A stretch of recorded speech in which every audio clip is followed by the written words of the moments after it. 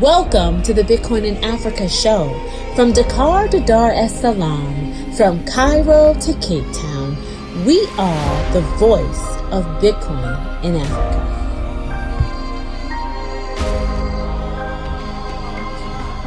Hey guys, it's Charlene Fadirepo. If you're a regular listener to the Bitcoin in Africa show, you can support the show and help us grow by listening on Fountain. Fountain's an awesome podcast app that's available on iOS or Android. All you do is share your thoughts on this episode or simply say thanks by sending some stats with a comment, and that's called a boost. Getting started is super easy. You can top off your Fountain wallet with a bank card or any Lightning wallet. And you can earn sats just by listening to Fountain and contributing to our community, the Bitcoin in Africa show community. We definitely appreciate your support, and you can find out more by visiting fountain.fm to get started. Thanks. Hello and welcome to a super special episode of the Bitcoin in Africa show. I'm your host, Charlene Fadirepo. We are broadcasting live right here from beautiful Accra, Ghana, where we are at the Africa Bitcoin Conference. I'm here with Obi Nwosu, who is the founder of Fedi and also on the board of B-Trust. Welcome to the show, Obi. Thank you very much for having me. So before we get into Fedi, first, this is a historic moment. This is the first time that Bitcoiners from all around the world have met on the continent of Africa to talk about Bitcoin in Africa. Isn't that amazing? Yeah, tell me what this means for you. And, you've been in Bitcoin for a long time. Like, help us put the significance of this moment into context. So I'll give you 3 points in time. Okay. So point number 1, I was conceived in Nigeria and born in the UK. Nice. So my mother made it to Heathrow Airport and then I combat rolled down the stairs into the UK. So I've always, growing up, had one foot in the West and one foot in Africa. Got it. And the global South by extension from that. So from that point of view, I've seen from birth the challenges in Africa, in West Africa particularly. And a big part of it, there are many things, but a big part of it were monetary in nature. Sure. The debasement of the currency, challenges with banks going bankrupt and so on. So I was always on the lookout for a solution to this. And many years later, many people sent me the details of Bitcoin because they knew that I was a geek and they knew that I was interested in making the world a fairer place. And when was that, right? Because when I was first told about it? Yeah. I received a lot of links to the white paper in 2011. And that's when I first got into Bitcoin. So Awesome. It's quite a while ago now. And then 2 years later, I set up CoinFloor, which went on to be the UK's longest running Bitcoin exchange. It was one of the first to be regulated in Europe, in Gibraltar. Amazing. And many other things. The second touch point was then actually the setting up of CoinFloor, this exchange. And so day one, I remember and Alex Gladstein did this article on Fedi and I sent him his picture, which was, I had a notepad. I used to make copious notes when I was running the company. And the first notepad I had, the first page had a diagram of Bitcoin, Nigerian Naira, and how we could get Bitcoin to Nigeria and Nigeria back to Bitcoin, because it was really clear to me that Bitcoin could help solve problems across Africa, but obviously I was thinking specifically around Nigeria. Indeed. But that's evidentiary support that I was thinking about that specifically with Bitcoin from 2013. So that was the second touch point. And then the third was after the end of last year, I sold my exchange after 8 years. Congratulations. Thank you. And I was on the lookout for a way of helping get people, a viable way of getting majority of people off exchanges, because they could use exchange, but it should be something they could choose out of choice, not out of necessity. And that's when I came across my co-founder, and he told me about Fedi, and I was smitten. This was the solution. And from that point on, we started to work together, and eventually it led to a visit to the Arctic, actually, with a number of incredible human rights defenders in the Oslo Freedom Forum. Yes. But a few of us went up to the Arctic afterwards, and a number of Bitcoiners. And Fedi, which is actually the company, Fedi is the protocol, Fedi is the company, was born soon after that with a mission of taking Fedi Mint and bringing it to the world. One of the people I met there was Farida, and I briefly met her actually before in Miami Bitcoin conference in 2022, earlier this year. And they announced the first ever Afro Bitcoin conference. And when I decided that we're going to focus on Fedi, and after meeting all these inspiring people, and foremost amongst them was Farida, I knew that it'd come full circle. I wanted to support this event, and it was finally a chance to, bring. It's already been done by many people before me, but be part of bringing Bitcoin back to the continent, back home. And I got a chance today to finally speak, and this was, years, a lifetime of energy. I can tell. Energy I wanted to release onto the audience, and I hope you did. No, and so let's talk about that energy, right? Because you delivered an incredible, passionate keynote talking about that it's essentially Africa's time to lead the way. It's Africa. Absolutely. Africa is the answer for Bitcoin. Tell us about what inspired you to put that keynote together. You talked about some great advice you got from your dad. For those folks that weren't in the room, give us kind of tell us about that keynote and why it was important for you to share that message at this moment. Well, I think it's just a lifetime of experiences. Yeah. I've lived many different lives. So growing up on a council estate in inner city London, you're playing. You don't have park. Well, there was a park nearby, but you can't be too far from the house. So you're playing on the pavement, sidewalk, you might call it in the US. And at that time it was a very different time. Sometimes a car would stop by and just spit at you because oh my goodness, because of the color of your skin. Sure. And but there was this life of growing up in relative modest life. Council estate is like a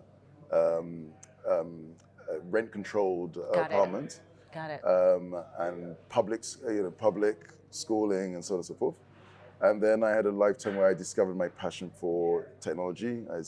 I was writing neural networks in secondary school, and I got into computer science and cognitive science. Secondary school being middle school? Or what age? This is from the age from 11 That's middle school, my goodness. Till 18. So you were writing code as a middle schooler into high school? Yeah, but I first touched a computer in middle school as well. That's awesome. So my first computer was in middle school. And then after that, I became smitten with computers, and I advanced further than the class could take. So I started picking up things myself, and I decided to write. Thought this neural network idea was really interesting, so I wrote a neural network and I taught it to mathematics. So instead of normally you say 1 + 1 = 2 and it's done. Here you would just give it lots of examples of equations, and it will slowly understand the concept of mathematics. Sure. I did that, but that gave me my second phase of my life, which was around computers. Yeah. And I got into, I worked for many years, a number of very successful .coms in Europe, and I realized the power of computers and the internet to change the world. So my first phase of my life, I saw this problem in between Africa and Europe, inequality and unfairness in the world in general, wherever you may be. And the monetary challenges of Africa became very clear when you were traveling backwards and forwards and slowly seeing the Naira sort of descend in value. The second phase gave me an understanding that there was this thing called programming in computers, where if you could envisage it, if you could just think about it, and you can weld your energy to write the code, then as long as it's non-physical, you're not limited by what you could do. It's almost like writing code for me is the equivalent of writing magic spells. You're writing a spell and then you execute that spell. That's right. And Expelliarmus, and it goes up and does anything. Where do you think that interest in coding came from? Were your parents into technology? No, my parents weren't into technology. I don't know why. I, it just started. It just hit me when I started secondary school, middle school. Our head teacher set everybody down and said you should try to do after school activities. So I was thinking, Nigerian son, I'm gonna keep my dad proud. I'm gonna do chess, feel like that, chess. So I went up and did I went to a chess class on my first day of school, and I was learning the rules of chess. And then the clock struck 4:00, and everybody ran out of the class, ran out of the room where we were playing chess. Even the person I was playing in mid-move just dropped it, ran off, and I asked, where is everybody going? And they said, computer club. We're going to computer club. So what is this computer? What's this computer stuff? So I followed them, and I saw this sort of lab with all these people using these computers, and they were playing a game.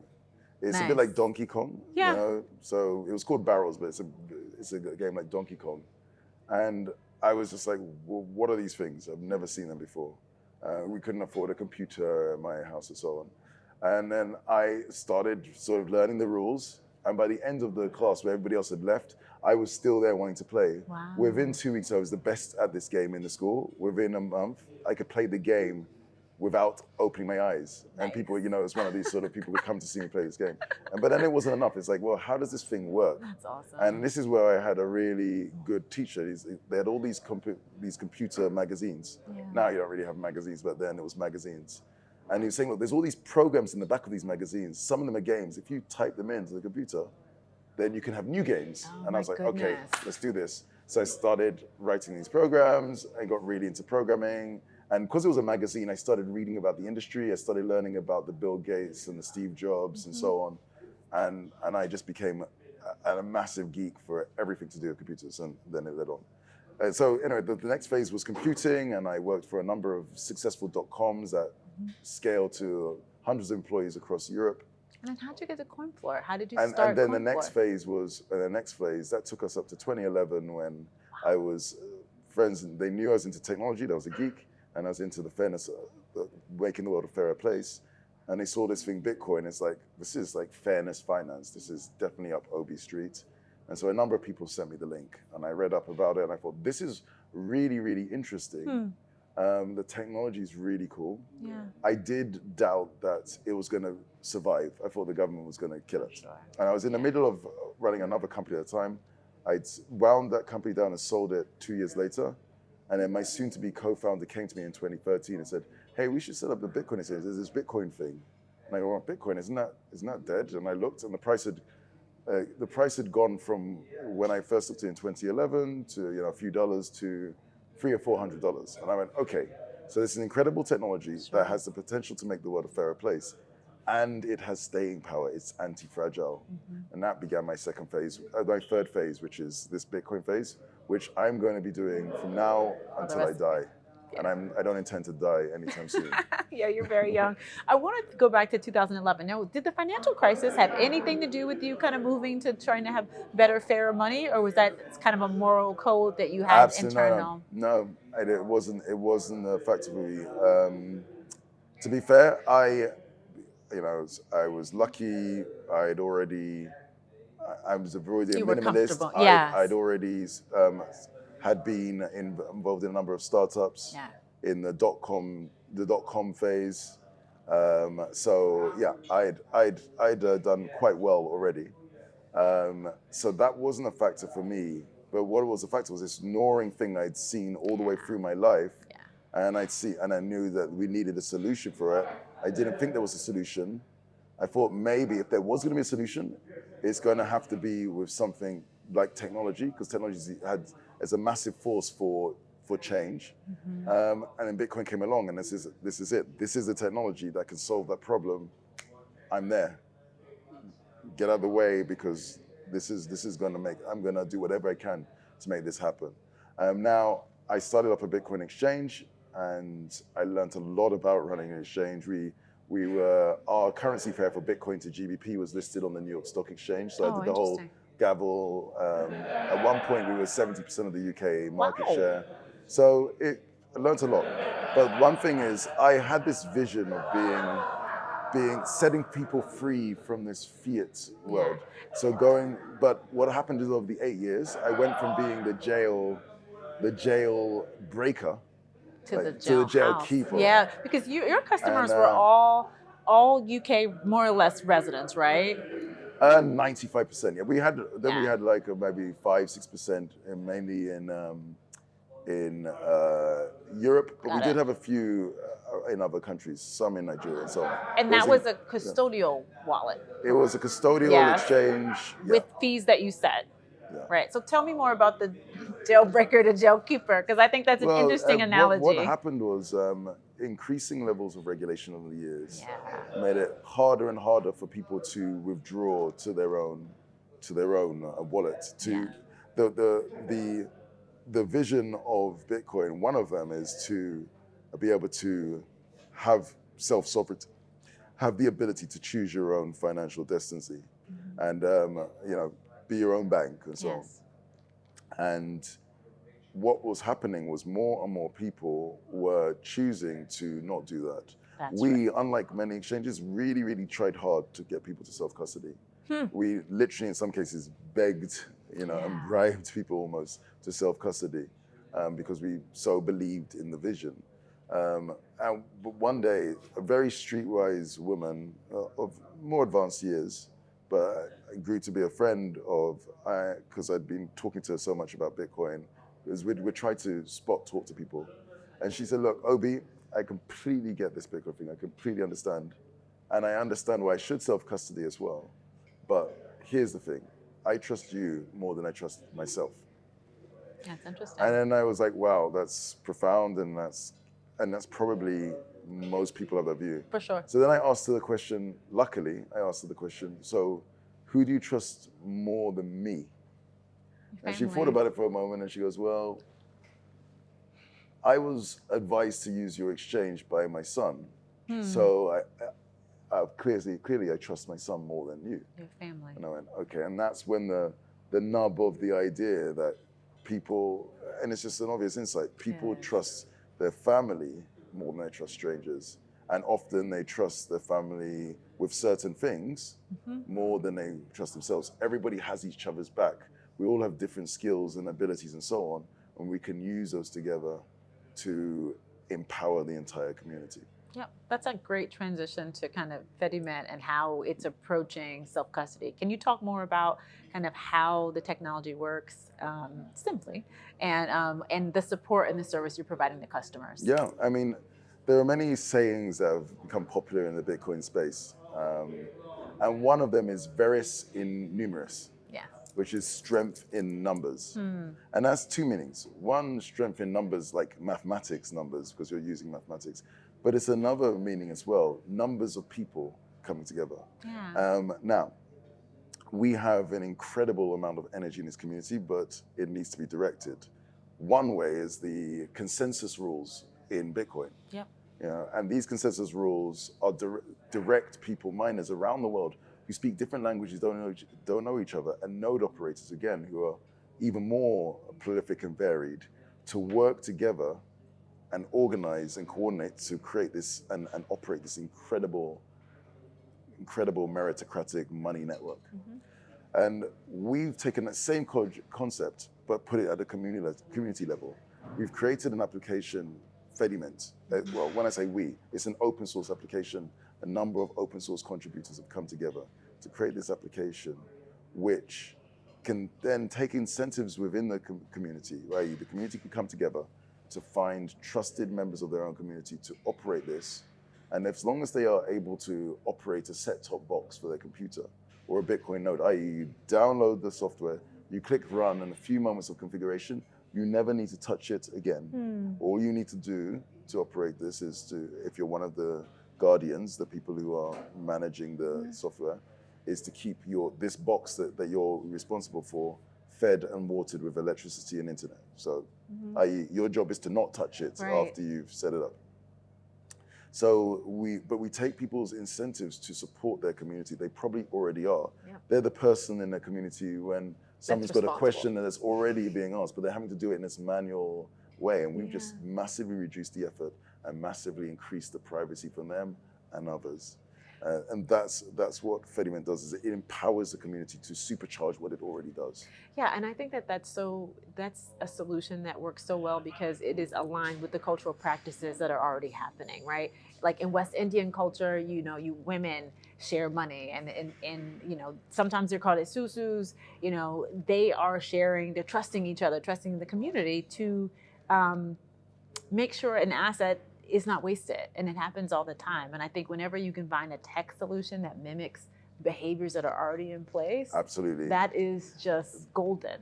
So when my co-founders came up with the idea, he saw it as an incredible privacy solution, and it is. It's an amazing privacy solution. When I saw it, I realized that this is actually, without realizing, he's actually mimicked what happens already. Exactly. And when you say this is happening, it's happening in the global south. That's right.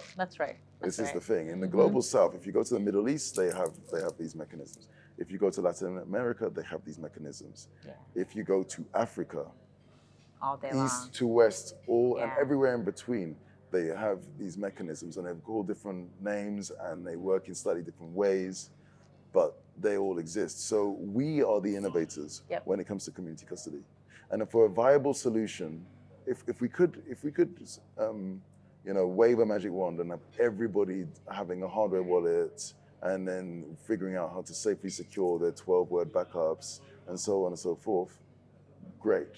But it's not happening. But it's not going to happen for the majority. Yeah. But a viable option is for communities, instead of onboarding 8 billion individual people, you onboard 1 million individual communities. That's much more viable, that can be done much more quickly. And it also is much more powerful because then the communities can handle the backups of each other's keys, which solving the backup problem. Because the key thing is, who do I give the backups to? Well, if you've already got these guardians, the community have chosen, that you trust, they're the ideal option. That's right. The communities can handle redundancy. If one person's not available, the other server goes down or machine fails. As long as some of the guardians are running, the whole community is not impacted. Or any costs that are incurred by the community can be amortized and shared across the community, bringing down the cost of production. So communities coming together to handle custody really makes a ton of sense. It does. It has all of the benefits of custody on exchange, all of the flexibility, but without a lot of the overheads and without any of the risks that we've seen happen time and time again with the latest incidents that we've seen happen with FTX and their ilk.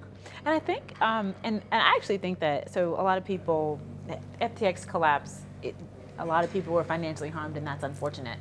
But the good news about FTX is that it actually talks about the importance of self-custody. So I think it kind of sets the stage for Fediman to actually shine and share how you can make self-custody Or cheaper. community custody. Community custody, exactly. But self-custody is great as well. Yeah. But we've come up with a new middle ground, which is community custody, where the community is its own community bank. And do you envision this happening kind of at the church level? Like perhaps you could have a church community being the trust or the custodian, and then have its members just be a part of that? How would that work?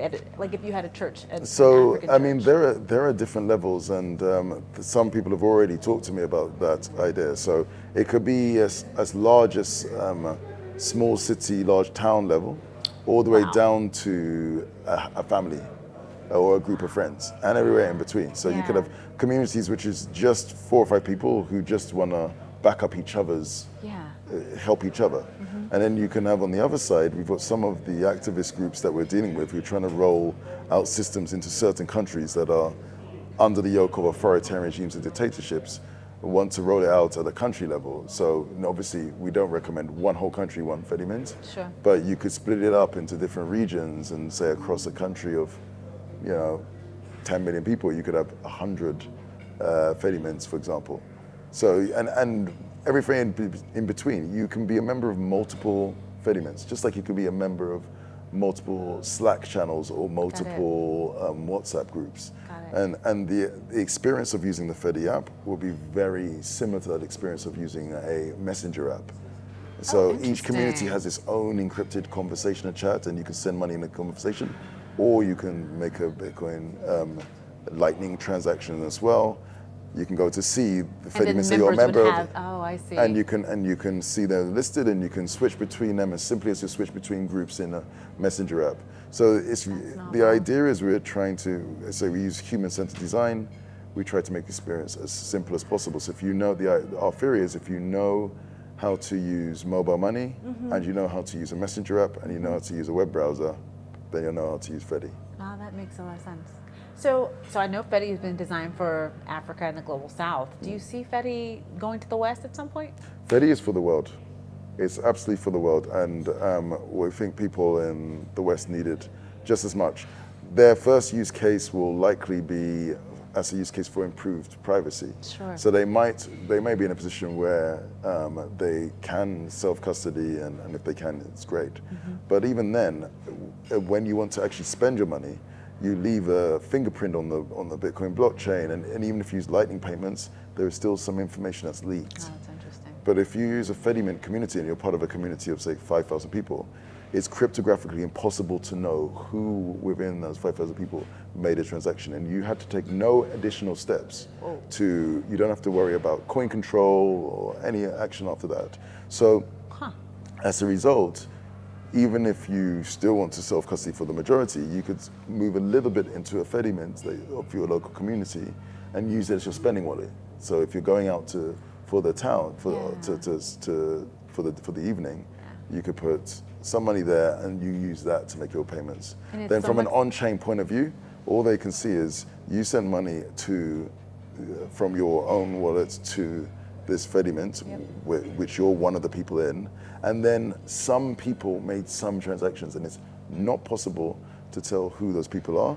And also the people running the federation, because of the privacy protocol that it uses built into those protocol, it's not possible for the people who are running the federation to know as well. So you have a level of privacy which is actually better than centralized exchange custody, but it's also better than first-party custody as well, with no effort. That's interesting. But we do think, just to add though, the low-hanging fruit is the global South. And that's why we're focused on that to begin with. But there's demand already from the West. Oh, that's from a privacy perspective. There are communities in the West. There's still people who believe in community. It's just seemingly a more alien concept. But we're going to change that. I want to get back to your passionate speech. There was a line that you said, which I loved, and I wanted to read it so I can get it right. Africa wins with Bitcoin's help, and Bitcoin wins with Africa's help. Help put that comment into context for our audience.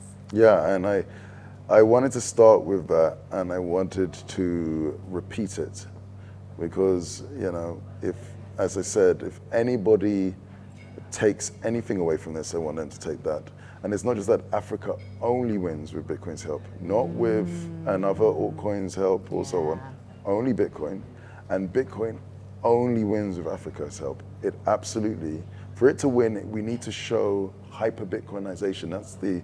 That's the point where there's a city or town where the majority of people are using Bitcoin every day. And at that point, once we show that, and then we bring the world's press to see it, say, we're not you run wild, talk to anybody and see how Bitcoin has improved their life.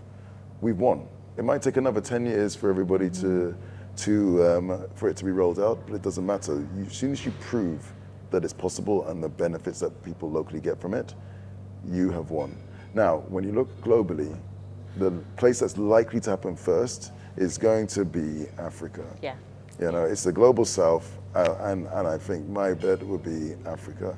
So that's why for Bitcoin to win, Africa needs to win, and by Africa winning, it will prove that Bitcoin can work anywhere. If it can work here, it can work anywhere, and therefore Bitcoin's won. They need each other. It's this symbiotic relationship, and I think people are understanding it now. Yeah, I would agree with you. I think it's funny. I was on a panel earlier and we talked about Bitcoin education. So in the West, Bitcoin education is a little difficult because you have to start technical and then you talk. But in Africa, Bitcoin education is easy because Bitcoin is the better choice of money. It's clear, it's simple. Absolutely. And so, so I want to talk about the media. One of the things that's a struggle is that the media conflates Bitcoin and crypto. What do you think needs to happen so we can kind of get a clear message for the value proposition for Bitcoin out to the Western media and out to the world? I think, so unfortunately it's a painful lesson, but life teaches us the difference between Bitcoin and crypto. So I've been through a few run-ups in prices and falls in prices. And what you find is that when there's a fall in price, altcoins and crypto fail. Yep. Many people lose. Many people don't hear in the run-up and then they lose in the fall. And those people who lost in the fall, some unfortunately leave. Mm-hmm. We try to minimize how many they are, but then many understand at that point the difference between Bitcoin and altcoins. They see the difference in cultures. They see that the energy levels in Bitcoin just go up during these downsides. It becomes stronger. It's anti-fragile. And I say anti-fragile. I don't mean sturdy. Right. Sturdy is not the same as anti-fragile. Sturdy means you can take a few knocks you can bend. and then you break. Exactly. And then you fail. But but basically sturdy means fragile means when you're attacked or damaged, you get weaker. Sturdy means, or tough means when you're attacked or damaged, you stay the same, you don't get weaker. Yeah. But anti-fragile means when you're attacked or damaged, you get better, you get faster, you get stronger. The opposite happens. And that is what Bitcoin is. It actually flourishes in these times. It grows. You can see it. You can see all of the business development happening, all of the innovation happening now in the down market. That's true. Whereas if you look at the altcoins and crypto, people are running for the hills and saying it's woe is me and the end is nigh, because it's actually fragile, masquerading as anti-fragile. And at that point, when people see that, they know. Unfortunately, it has to go through these cycles, but there's people who come through, then their job is just to keep repeating the message, being consistent about Bitcoin. Because when it comes to the next bear market, people will say that these people were consistent. When it went up, when it went down, they didn't change. That's right. And this is about immutability of purpose. Yep. It's a mutable technology. You have to have an immutable philosophy as well. So let's touch on that philosophy for a little bit. So talk about, like, as you see your Bitcoin philosophy. I'd love to hear, your thoughts on it. You've been in the space for a long time. You've seen, there's perspectives on toxic maximalism. There's perspectives on people that, are in shades of gray. You've seen the cycles and you've built on Bitcoin. What's your perspective on your Bitcoin philosophy? How would you characterize it? So a lot of people call me a Bitcoin maximalist. Do you agree with that? Do you take that title? And if you do, how do you define that? I think if you're looking at it in a very flat, simple way, then you could say that. But the way I think is better to describe myself is either as a Bitcoin pragmatist or a Bitcoin rationalist. Interesting. So what I mean by that is, but I think the best one is a Bitcoin rationalist. So I rationally looked at different cryptocurrencies. I analyzed, is Bitcoin needed? I tested Bitcoin conceptually. I've tested it practically. And I found it able to achieve the objectives that we need for a new form of money and a new form of freedom finance. I did the same thing against every other cryptocurrency, and they all came somewhere between nowhere near close and didn't even come out of the starting blocks. So just rationally, Bitcoin is the way to go. Now, Bitcoin still has a long way to go to reach its ultimate objective. Sure. And also, if we're not careful, if we rest on our laurels, it can dip down to becoming no better than other cryptocurrencies, i.e. not capable of achieving the objective. And I think the way for it to be maintained is by the community and the philosophy. We have to, for example, the people working on the code base, the actual people running nodes, the users have to maintain the vision of what is it supposed to be. If they lose that vision, ultimately the code can be changed. If everybody who is using Bitcoin decides that Bitcoin should behave differently. So Bitcoin maintains its strength as long as the philosophy stays strong. And so, but the philosophy is strong. And this is again where we see a difference between Bitcoin and other cryptos. Other cryptos ultimately fail because their philosophy is weak. It's easily changeable. They don't understand that immutability is a feature, it's not a bug. And immutability of focus is a feature, not a bug. Bitcoin understands that, and that's why I'm really excited. That's why I'm devoting my life to it, because I feel this has a chance to be the greatest form of money the world has ever seen. Okay. And I think what's so clear about Bitcoiners that you don't hear in crypto is that once you found Bitcoin, you don't leave. No, yeah. You just realize that it's going to change the world. Yeah. And you just want to find your place in that story. Absolutely. And I'm blessed to have that. One last thing. You mentioned your father in your keynote speech. Talk about the importance of your father and, in your whole journey of your career. I believe in energy, not just chemical energy, but monetary energy with Bitcoin, and psychological energy. And when you feel low or down or tired, you can just repeat certain words. Before I even heard the concept of mantras and all neuro-linguistic programming, I didn't know about any of these concepts. I just knew that when I was tired, I would just say certain words and I'd feel more energy, and I keep saying them. And also, if you want a concept to spread far, then use words, use powerful words, because then it spreads like this mind virus through everybody, and they all come together, and then we use a powerful community to achieve what we want. So my father, through his advice and through his actions, taught me that concept, and I am forever grateful for that. Excellent. And I think that through your work with CoinFloor and Fedi and whatever that next phase will be, it will be Fedi. Bitcoin. It'll be Bitcoin. It will be Bitcoin. Yeah. Yeah, I think that you're definitely teaching the world how to use your talents and treasures to make the world a better place. And I thank you very much. I really appreciate it. We thank you for being a part of the Bitcoin in Africa show, and we wish you the best of luck with Fedi, and we will be watching. Africa needs this, and Bitcoin needs Africa. And Bitcoin needs Africa too. Thank you so much. Thank you.